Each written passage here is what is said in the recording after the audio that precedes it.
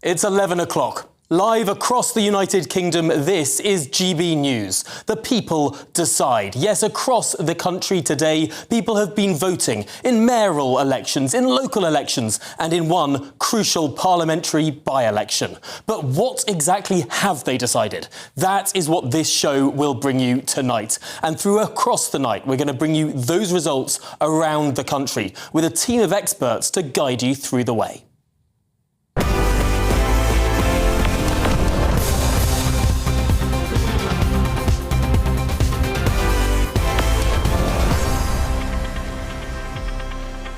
Tonight, will Labour maintain their hold? Will there be a reform earthquake? Or could the Conservatives make a shock comeback? That's the change that Labour makes. So bring change to Britain and vote Labour on May the 1st. It is only with Conservatives that you get better services and lower taxes. Don't forget to get out and vote for your local Conservative candidates today. We are going to do better than any of you in this room right now can even believe. There will be an earthquake. We are going to do phenomenally well. Thousands of council seats are up for grabs, as well as major metro mayoral seats and one crucial key by-election. We'll bring you every result as it happens, with top analysis from major political figures.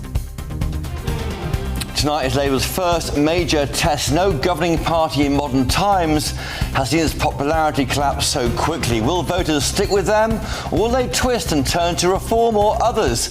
I'll bring key analysis on every significant moment.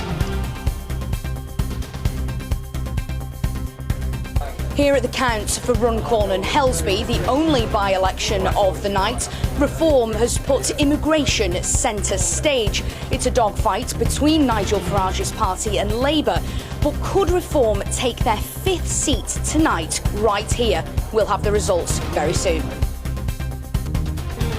And as Britain bakes in the sun, will the hottest day of the year have affected voter turnout?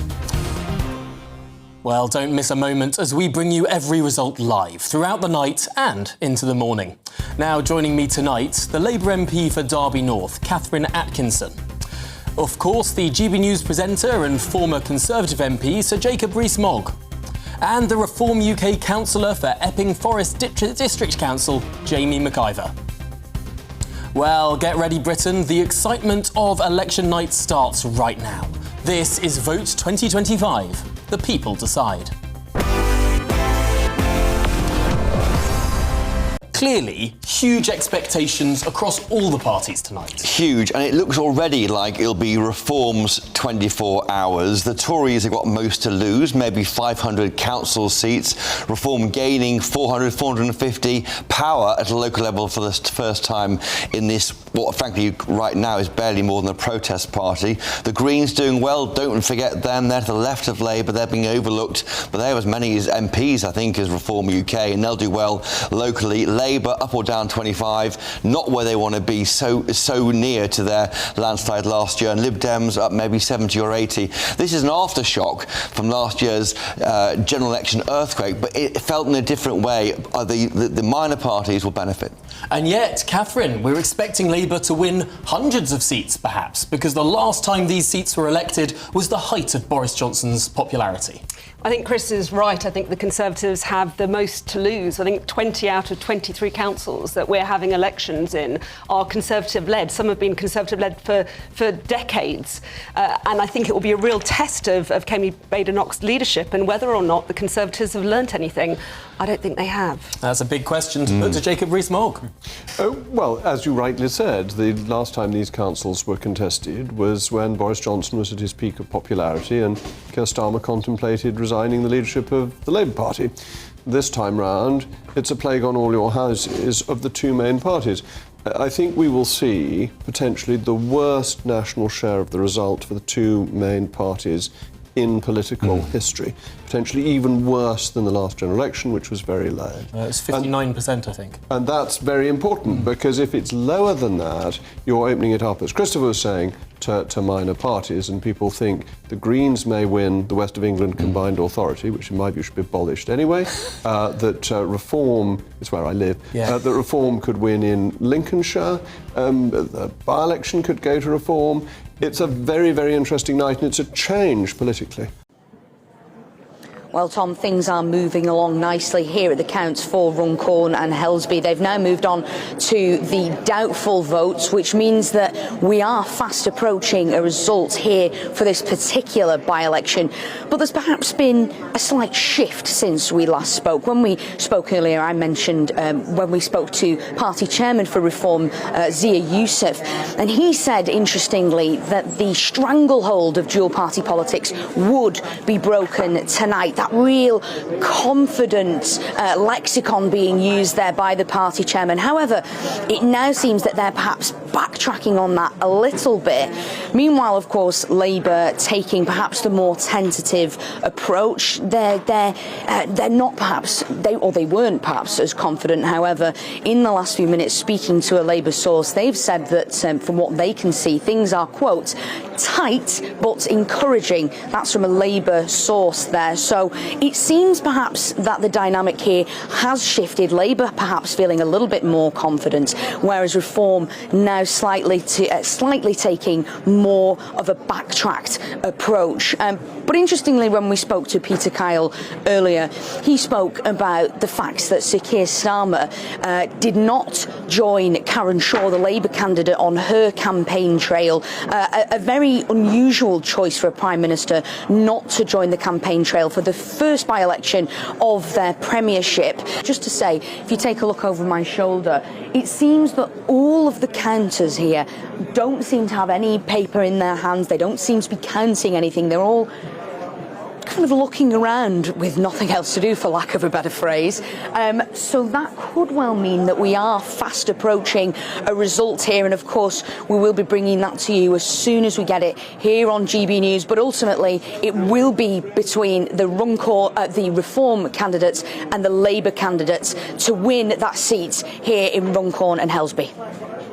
Thank you very much indeed, Sophie Reed. It does really look like things are getting very close indeed in Runcorn. I must say, though, we have had now a declaration in North Tyneside, that mayoral contest on the other side of the country, and that was where the recount was that we were speaking about earlier, and the Labour Party have clinched it by less than 500 votes. The Labour Party have held on, 16,230 to Labour, 15,786 to Reform. That's a 26-point swing towards Reform. Clearly, they almost clinched that, and it went down to recount territory. I wonder, Sophie, if it could be as close as it was in North Tyneside, over the other side in the country, in Runcorn and Helsby. Well, Tom, all the predictions ahead of tonight's count suggested that things would be incredibly tight between those two parties, perhaps even just 1 percentage point in it. Now, of course, we know from covering by-elections previously that if it is very, very close in that final count, that it's likely there will be a recount here. But, of course, we can't confirm that yet. We are just waiting for the first announcement of the count and that result. If there is the recount, of course, we'll have to go through the whole process again before we can finally reveal to you the winning candidates here for Runcorn and Helsby. Well, Sophie, thanks indeed for being there for us. Catherine, Keir Starmer hasn't been to Runcorn and Helsby throughout the course of this by-election. It's fairly unusual for a by-election early in a term for a Prime Minister not to visit. I think he's been getting on with running the country, and we have been seeing NHS waiting lists coming down month on month. We're rolling out breakfast clubs, and we're actually seeing a return to neighbourhood policing. So I think he's been a bit busy, and it's not like at them. And I think that especially with the fantastic work that he's been doing on the global stage, when things are so uncertain, I could understand why he might have had one or two other things to do. Too busy to visit the first parliamentary by-election in this parliament. I think there are elections that are happening across the country, and I think the only thing that's somewhat surprising is that actually there is nothing new with Nigel Farage winning votes. He's done it with lots of different parties. And in 2014, he got loads of votes, more votes than anyone else, and more seats in the Euros. In 2019, again, 5 million votes. But what did he do with that? What can he actually say that he's achieved for anyone? What positive outcome we left the can European people Union. see? It's quite a big achievement. And he's been disowning it ever since. No, we left because of Nigel winning so many votes in 2014 and David Cameron promising a referendum. We'd never have had it without Nigel. He's achieved a great deal, but I think... And he has been disowning Brexit ever since and saying it's not right. Your efforts on the line to take are absolutely noble. I really admire you for that. But I've never known a Prime Minister to be too busy to campaign when his party's doing well. When his party's doing well, it fits into the diary. When things are bad, Prime Ministers run away from by-elections. John Major never went anywhere near by-elections because we lost them all. Boris went out to them because he was good at winning them. Jacob Rees-Mogg, on that point, Kemi Badenoch has not visited Runcorn and Helsby either. We're not runners in it. You have a candidate. Of course we do, but we're not going to win. You came a close. You came a We came a close third. You came 100 or so votes of being close- second in the general election. A close election. third is complete irrelevance. And in by-elections, there are always two parties that have momentum. One is the party that is incumbent, and one is the challenger. Tell that to the Liberal Democrats. The Liberal Democrats, That's right. by-election after by-election, have jumped from third because they have been the challenger to an unpopular government. In by-elections, there is only ever, we're first past the post system, there's only ever a point in one party really working for it. We've done nothing in Runcorn, quite rightly, because we were never going to win it. And it's much, much better that Nigel should win it than that the Socialists should win it. It's much better to have somebody who leans to the right in Parliament than another Socialist. And yet, looking at the polling that's come out just now, it seems to match further polling we've seen throughout the course of this campaign. This is going to be a very tough night for the Labour Party. Well, I think if you look at where the elections are being held at the moment, there are elections across all parts of the country where there have been Conservative councils for a long time. There are 23 councils up for grabs. 20 of them are Conservative councils. The majority of them have been Conservative for longer than a decade. So we're really going to be looking at what dynamics are happening in terms of opposition, because, you know, for the opposition to do well, as some of your other guests this evening have been saying, for the opposition to do well in local elections early in a government's term is nothing new. I think what is going to be interesting about these results, if some of the polls are to be believed, is that the Conservatives are not capitalising on that. They're not gaining, because actually you've got a lot of, you know, chaos and infighting and lack of direction in the Conservative Party, which means that they're not capitalising on that. And actually, whatever happens in these local elections, which, you know, don't really read through into a general election result, the message I take from all the people who I've spoken to, and I know all of my colleagues have been speaking to over recent weeks and months as well, is that people want the change that we promised in the general election. They can see some big steps toward that in the first 9 months, but they want a lot more. And actually, when I've been speaking to people on the doorstep about that change, and they've said, look, I want to see more, I've said, yeah, I want to see more too. You know, I want to get on with it as well. And I think there's that feeling that the country needs to change, and that's what we're doing. And that's why, you know, I think this early on in the Parliament, it's the local elections don't read through to the general election result, and we're going to get back to work tomorrow morning, going further and faster to make that change happen. So what I'm hearing from you, James Murray, there, is that whatever happens tonight, you're going to go full steam ahead. You're going to take this as an endorsement of your economic programme, of your legislative programme, but not just an endorsement of what you're doing. You want to go further and faster. Does that mean that you are simply on the right track, that no matter what the votes are this evening and through into the morning, you're not going to change tack? I think I can tell you, before we even have all of the results coming out, the people who I've spoken to on the doorstep during this election campaign, whether in Runcorn or today I was out in Bradley Stoke in the west of England, you know, the people who I've spoken to, some of whom are definitely voting Labour, but those who are questioning or not quite sure whether to vote Labour or may not be voting for us this time, what they were saying to me is, look, we want that change you promised at the election, we want to see that delivered. And they said, look, we can see what you've done the first 9 months, you know, we can see it's good in terms of the NHS waiting list coming down, the national minimum wage going up, you know, the breakfast clubs and so on, but we want more. And actually that's what I take from this, in that we are right to want to go further and faster, because people want to see that change. They want to feel that change in their life. difference in terms of immigration coming down, in terms of getting more money in people's pockets. People want to see and feel that. And so that's what we're going to carry on doing, because that's what we were elected to deliver. Now let's have a look at the next slide here, because this is the one that we're all looking at tonight. This will be what will make Nigel Farage a very happy man, or Keir Starmer a delighted Prime Minister at some point this evening.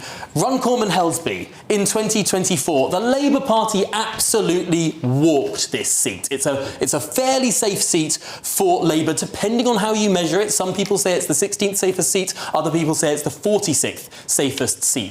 Either way, it's considered a relatively safe seat for the Labour Party. But Reform UK came second by a slither, a few hundred votes behind Reform UK, the Conservatives. Meanwhile, both the Greens and the Lib Dems actually kept their deposit in this seat, so some presence from those two parties as well, reflecting the wider sort of smorgasbord of parties that we're enjoying today. And speaking of parties and indeed candidates, let's have a look at those candidates for Runcorn and Helsby. My goodness me, a huge number. Everyone from the Social Democratic Party, the monster raving loony party, the Workers' Party, the English Democrats, as well as your more traditional Labour, Conservative, Lib Dem, Green and Reform. There's even a party called Rejoin EU there, so we'll try and catch up with some of these more minor candidates throughout the course of the evening to see why they're standing and how they think they'll do too. What numbers are we looking for over the course of this evening? I mean, I think the turnout in Runcorn is incredibly significant. I think it's higher than we would expect, and that I think either means two things. I think Reform UK are probably relying on traditional non-voters if they're going to win there. I think we're expecting a really tight race, and given turnout is high, you'd think that would favour the Labour Party unless Reform UK can turn out those traditional non-voters, and if they can, I think Westminster is really on the verge of a serious shake-up, one that it's probably not seen for a long, long time. That is interesting. Andy, the Labour campaign in Runcorn has been throwing hundreds of activists at what should be a relatively safe seat tonight. It looks a bit touch and go. It's always hard when you've had a candidate, leave the seat, disgraced, the former MP obviously convicted of a crime. It's always going to be hard when the incumbent party has that kind of reputation going into it. I think, Karen's run a great campaign, and like Chris said, it really depends where these extra voters have come from, because Runcorn's such a diverse constituency. It's this working class area in the middle surrounded by extremely wealthy areas, so it really does depend where the votes have come from. And interestingly, it looks like the Reform Party has gone to the less wealthy areas, and the Labour Party, which you might traditionally expect to have gone to those less wealthy areas, has been going to that donut, has been campaigning in the areas that are traditionally more conservative, trying to squeeze the Reform vote. Anna, I mean, could we see the Conservatives lose their deposit tonight? No, I don't think so. What I think is absolutely significant is Keir Starmer is the first Prime Minister in 2 decades not to go to the first by-election that he is defending. And he's going into this by-election. We know why he hasn't gone to Runcorn, because his rating is -29. When Tony Blair faced his first defensive by-election, his rating was +59. So this is a massive test for Labour, and it's going to be very interesting to see if they are annihilated in one of their safest seats. That is the clearest indication that there is that this is a government that is already failing, and failing big. It is a significant moment. There have been some declarations, and I have to say, I've spotted around a dozen Reform wins, many of which are actually coming from Labour seats. It seems that in some of these by-elections, the Labour Party is going backwards, not forwards. You're referring to quite a few by-elections, and as we know, by-elections are quite unique events, triggered by quite unique circumstances, which are hyper-local and often personal in character. So it's very early to draw any conclusions from that. We're looking at an evening which is quite a complex evening, because as you were talking about just a moment ago, the electoral system itself has changed in some circumstances. The Labour Party only has one of the councils out of 23 three that are being up for election tonight. And then we have the by-election, which of course everybody will be looking at, understandably, because it's a parliamentary election here in Westminster. But that is also itself a very unique circumstance because of the circumstance which drove and triggered the election in the first place. So we are looking very carefully. We've put our heart and souls into this, as we always have done. But my view is that the fundamentals of the general election last year, where the country voted for change, the voters understand, the public understands that we inherited a very, very difficult hand to play. But we are starting on those very fundamental issues on public services, on the economy, and our relationships internationally in very challenging times. We are putting the national interest first, and that's what we're going to continue to do, whatever the results this evening. It sounds like you might be making excuses there for Runcorn and Helsby. The idea that Mike Amesbury's punch has doomed this by-election since before it was called. Well, the question kind of explains the circumstances for which this has been triggered and the unusual nature of it and why it would drive some local residents to make a statement about politics, having experienced something like that in their community. But also, you know, I'm somebody who has run by-elections in the past. I know that they are opportunities where you tell a community, this is unusual, this is your chance to act in an unusual way and to try and encourage a community to do something very different than they do before. So I understand that, but what I'm not doing is downplaying where there are lessons to be learned. I want to put it to you, the idea that the Reform Party is the party of the workers in the way that you were presenting it there. I mean, your candidate in Greater Lincolnshire is a former Conservative MP. Your candidate in Runcorn is a former Conservative mayor. It seems that a great deal of your defections and candidates in local politics have been Conservative defections. I mean, are you not just a lighter shade of blue? But also, Tom, nonsense. Our candidate in Hull is a former Olympic boxing gold medalist. So, you know, we're attracting great people from across the piece. But you know what it is? It's about good people and great policies. And with regard to policies that will make decent, ordinary working people better off, it's quite clear that the Labour Party is making people poorer after the Conservatives have broken Britain, and our policies on scrapping net zero, on freezing immigration, so that we can actually start to look after British citizens, our national policy of lifting the starting point for paying income tax to 20 grand as opposed to 12.5 grand. These are the things that will turn this country around, cutting out daft, wasteful spending. And if we win control of councils, which I think we will do, then we can dig into the books and find out where all this waste has been going on, where badly procured contracts are far too much in favour of some of the contractors, and we've got to act on behalf of the council taxpayer and the British working families. Before I let you go, I just want to ask, how many councils do you think you'll take?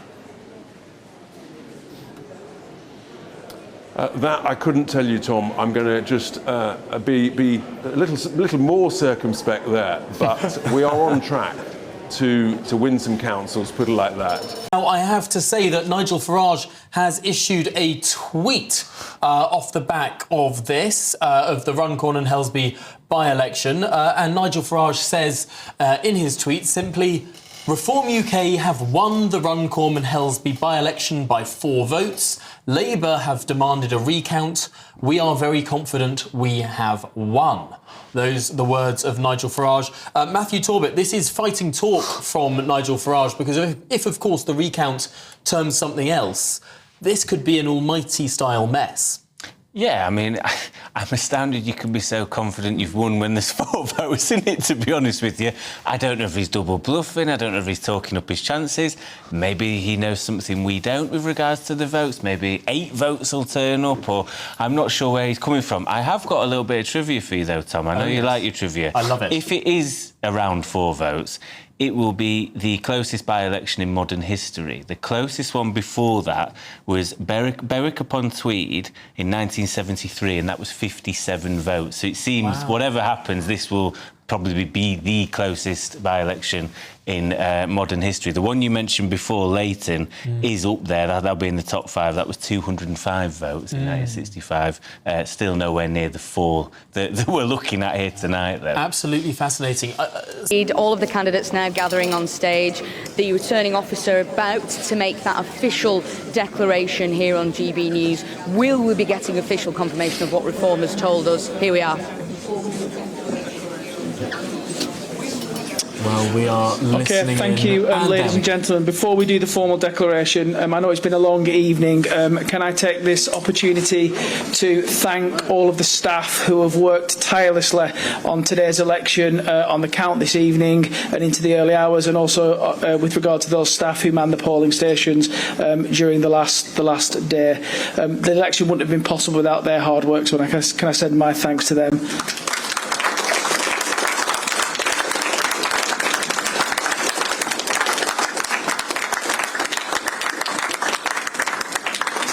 And can I also pass on my thanks to all of the partners who've worked with the Council, particularly the police, to ensure this has been a free and fair election. OK, ladies and gentlemen, I will now hand over to Joelle Warren, the High Secretary of Cheshire, to formally declare the result.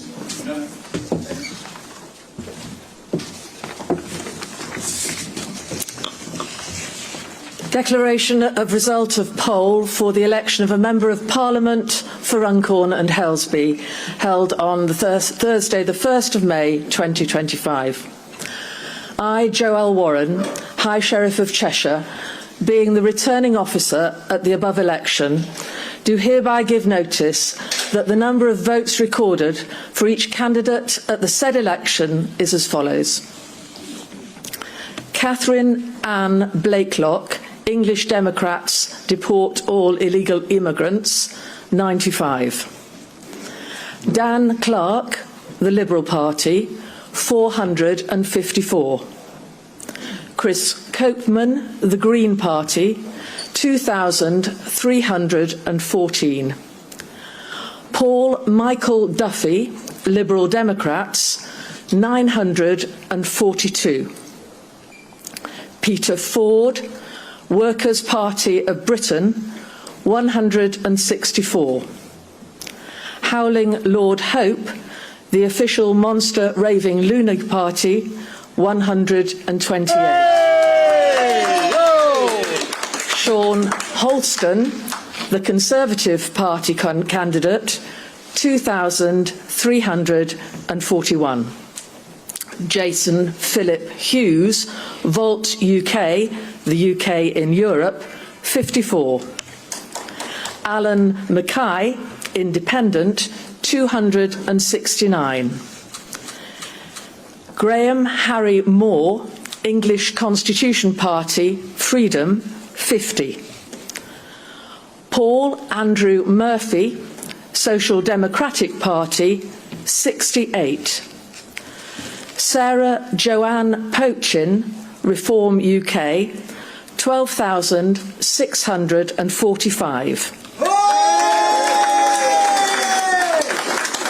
Karen Louise Shaw, Labour Party, 12,639.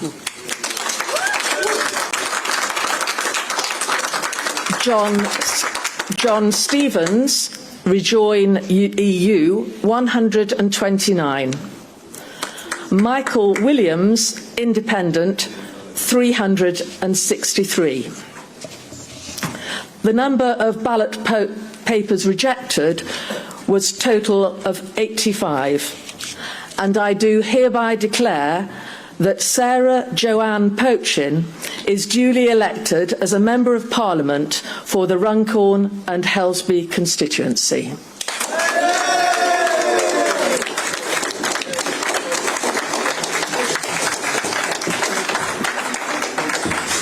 Okay, I'd now like to ask the successful candidate just to say a few words.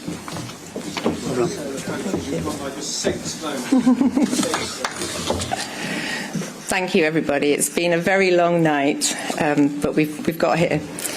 Firstly, I would also like to add my thanks to the returning officer and the team from the Halton Borough Council and the Cheshire West and Cheshire Borough Council for the efficient and professional way that this election has been conducted. My thanks go to Cheshire Police for ensuring that this has been a safe campaign for the candidates.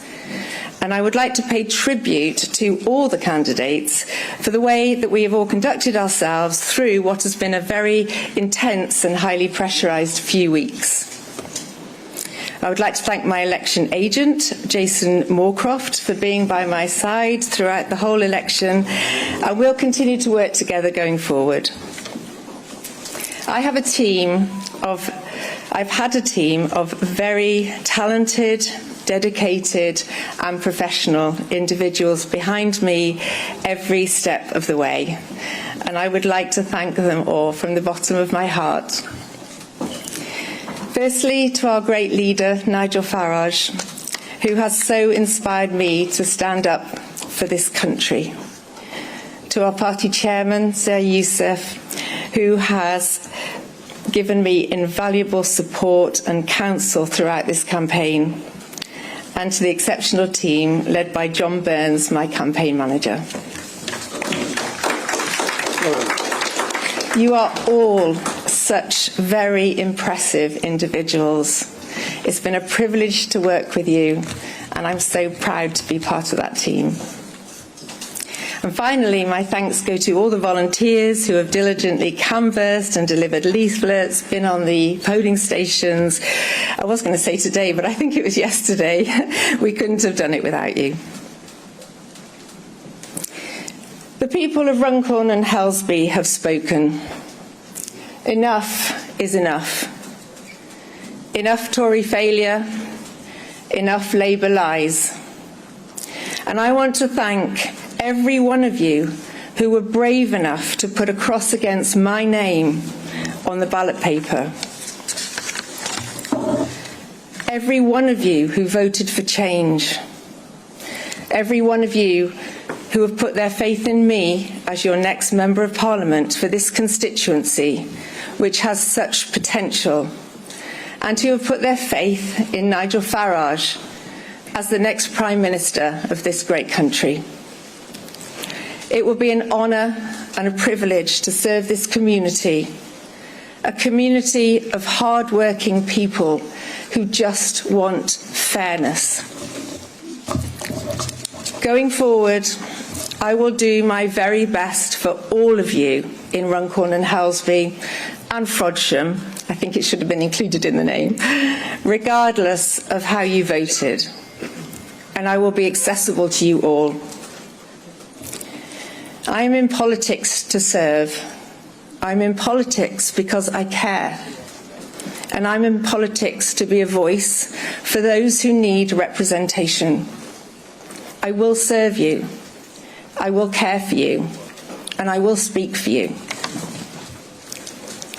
I know our victory here in Runcorn and Helsby will inspire the rest of the country to believe that they too can stand up for fairness, for what is right, and for our British values, and their voices can be heard.